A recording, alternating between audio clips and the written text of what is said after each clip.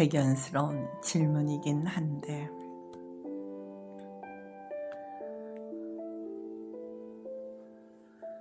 2003년도의 일.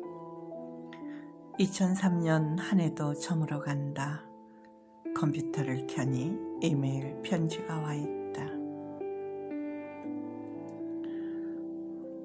보낸 이는 오래전 내가 맡았던 청년 교구에서 만났던 CDB라는 청년이다.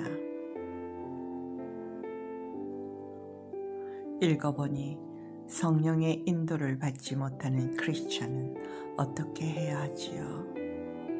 라는 질문과 함께 답변을 기다리겠다는 내용이다. 곧 새해를 맞이한다 싶으니 청년으로서 한 번쯤은 자기 성찰을 위해 고민하며 보낸 질문인 것 같다.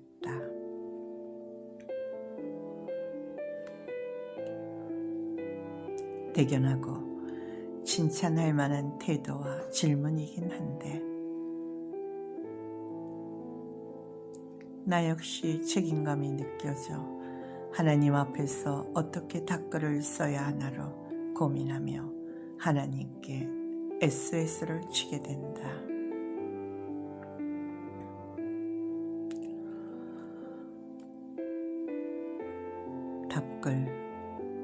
답글하기 전 고민하는 질문자의 자세가 좋고 아름답게 보여 칭찬하고 싶다.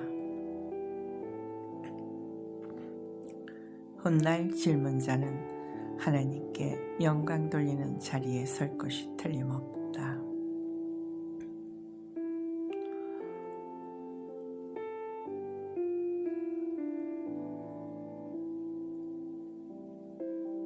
먼저 그리스도인에 대해 생각해 보기로 하자.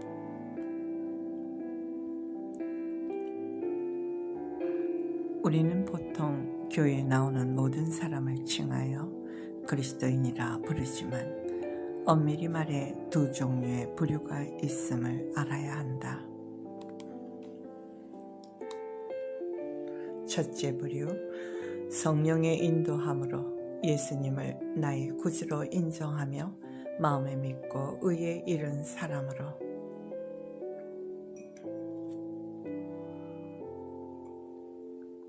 다시 말해 예수의 피가 나의 죄를 씻어주었다는 확신으로 기뻐 뛰었던 체험의 사람을 말한다.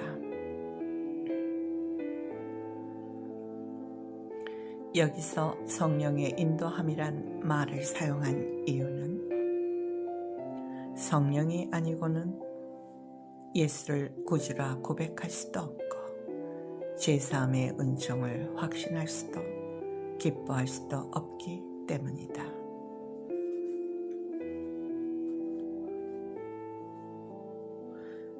내가 만일 내 입으로 예수를 주로 시인하여 또 하나님께서 그를 죽은 자 가운데서 살리신 것을 내 마음에 믿으면 구원을 얻으리니 사람이 마음으로 믿어 의에 이르고 입으로 시인하여 구원에 이르느니라. 둘째 부류, 교회는 다니고 있으나 나는 구원의 확신이 있는가를 점검해야 할 아직은 구원의 확신이 없는 사람들을 말한다.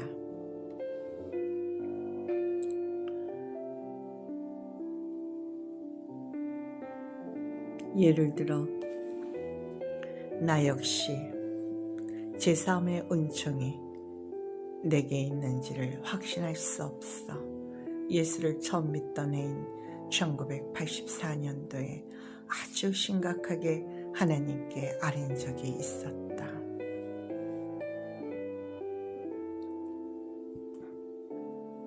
그때 받은 응답이 이사야 6장 7절의 말씀이었다.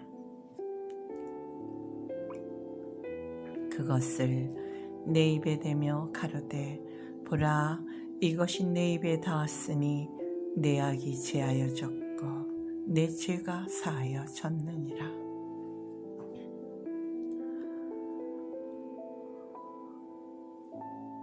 그때 내 마음이 얼마나 안심이 되고 뛸 듯이 기뻤던지 지금도 그 시간은 귀하고도 귀한 새 생명의 시간이었다고 기억된다. 이렇듯 예수를 나의 구주로 고백한 이는 하나님의 자녀가 되는 특권을 누리게 되며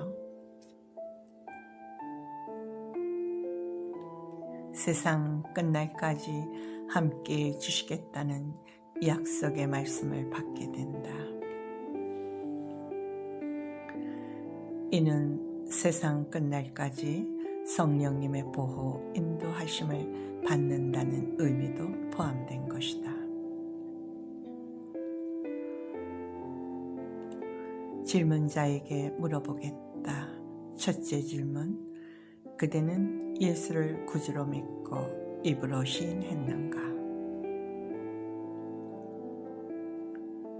시인한다면 성령님의 인도를 받지 못한다고 염려하지 말라. 혹시 어두운 영의 역사로 성령의 인도함을 받지 못하고 있다고 불안해하는 것은 아닌가?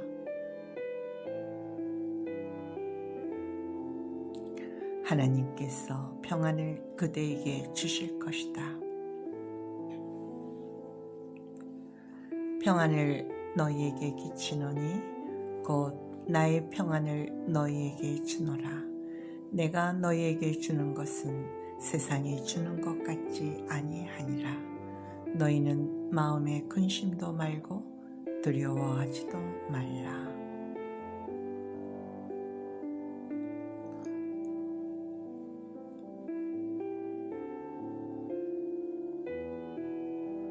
다음으로 생각해 볼 것은 그리스도인이라면 적어도 이렇게 해야 하는데 난 왜 이럴까? 난 왜 이 정도일까? 성령님의 인도를 못 받아서 이런 것은 아닐까? 라고 한다면 성령의 역할은 무엇인지에 대해 생각해 보자.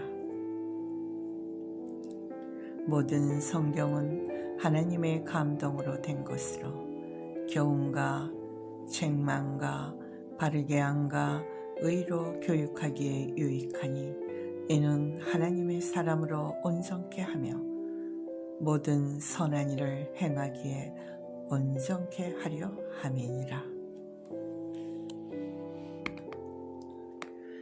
이 말씀에서 하나님의 감동이 바로 성령의 역사이다. 성령은 우리에게 말씀을 통해 교훈을 주며 책망도 주며 바르게 하며 의로 나갈 길을 제시하여 주신다는 것이다.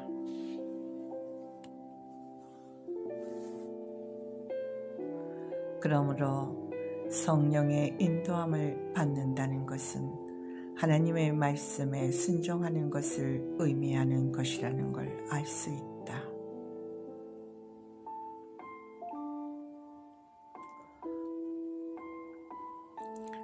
질문자에게 물어보겠다. 둘째 질문, 그대는 하나님 말씀부터 순종하고 있는가?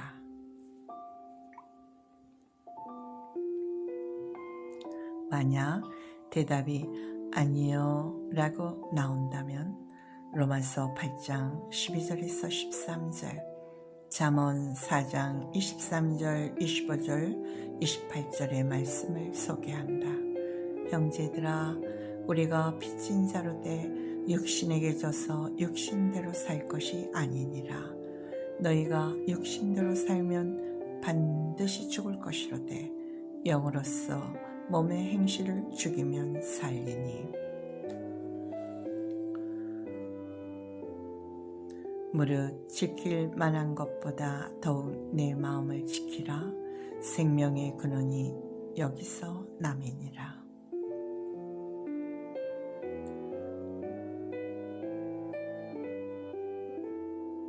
자기의 마음을 제어하지 아니하는 자는 성읍이 무너지고 성벽이 없는 것 같으니라.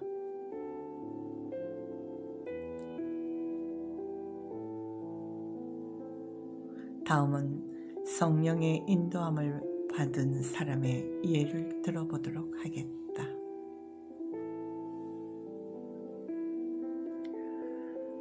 록펠러는 상당한 재산을 소유하기까지 사업을 하면서 원성을 살만한 일을 많이 했다고 한다.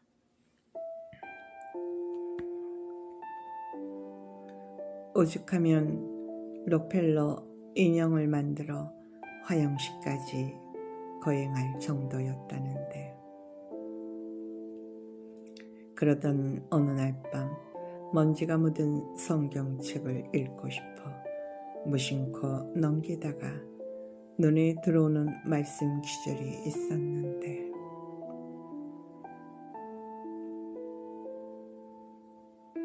그는 이 말씀으로 인해 찔림을 받았고 결국 록펠러 재단을 세우게 되었으며,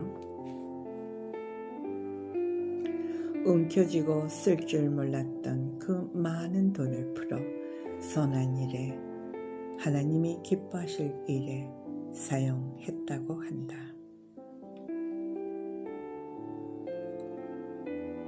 그런데 탈모증으로 대머리였던 그가 그 후부터는 머리카락이 생기게 되었고,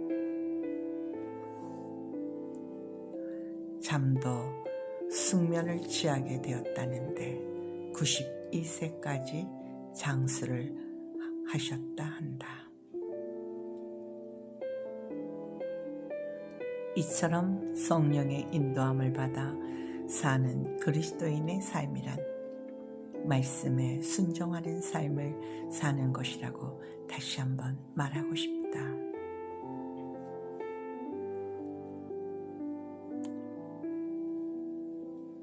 그렇다면 말씀 앞에 순종이 안 되어 안타까운 마음인데 어찌하면 좋겠느냐는 말로 이해해도 좋을 것 같다. 질문자에게 묻겠다. 셋째 질문, 무엇으로 인해 말씀이 삶 속에서 적용되지 못한다고 생각하는가? 우리의 시름은 혈과 육에 대한 것이 아니요 정사와 권세와 이 어둠의 세상 주관자들과 하늘에 있는 악의 영들에게 대함이라.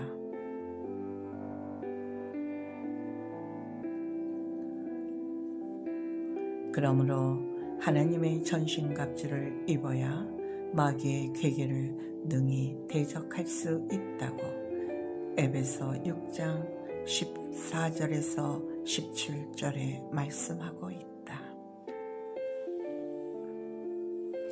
그런즉 서서 진리로 너희 허리띠를 띠고 의의 흉배를 붙이고 평안의 복음에 예비한 것으로 신을 신고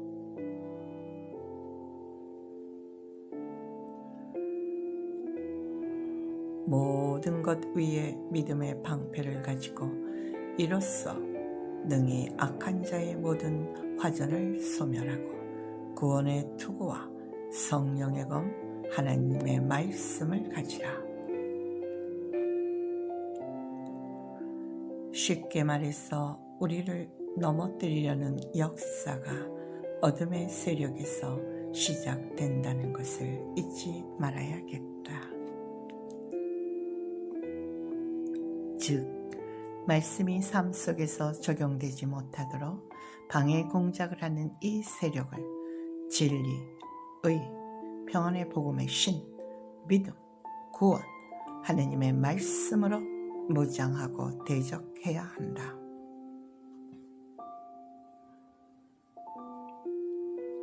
질문자에게 묻는다. 넷째 질문, 질문자는 본인의 연약성을 살펴보았는가? 질문자는 하나님께서 기뻐하실 만한 언행심사, 즉 말하는 거, 행동하는 거, 마음 먹는 거, 생각하는 것이 있었는가를 성찰해보고 자신의 연약성이 어디에 있는지를 살펴본다. 그리고 말씀 안에서 하나님께 엎드려 자신의 연약성을 토로하고 주의 긍휼하심에 의지하여 주의 인도하심을 바라라.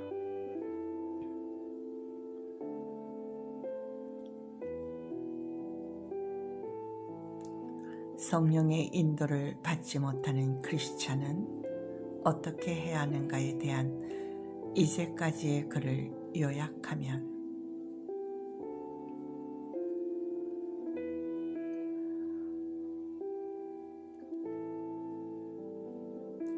1. 구원의 확신이 있는가를 살펴본다. 2. 하나님 말씀부터 순종하는 생활을 하고 있는지 살펴보라. 3. 우리의 대적은 어둠의 세력인 것을 알고 깨어 있어야 한다. 4. 하나님이 기뻐하실 만한 언행 심사인지를 살펴본다.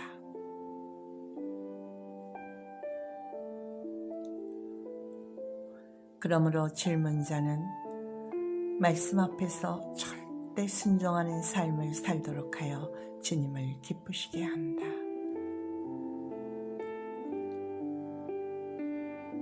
이 기도하는 삶을 통해 주님과 동행하여 주님을 기쁘시게 한다.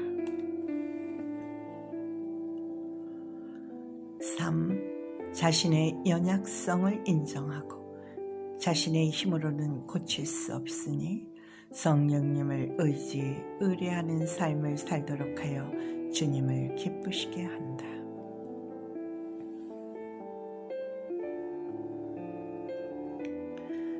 결론으로 성령 인도 받는 삶이란 한마디로 주님께서 기뻐하실 만한 삶을 사는 것이다. 무슨 일을 하기 전 반드시 하나님을 생각하라. 하나님께서 이 일을 기뻐하시려나 생각해 보면서 그렇다 하면 해가라.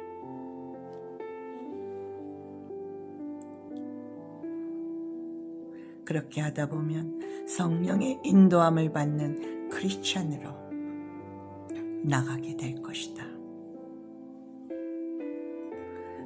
끝으로 질문자는 나와 함께 찬송 395장 너 시험을 당해 범죄치 말고 너 용기를 다해 곧 물리쳐라를 힘차게 불러보자.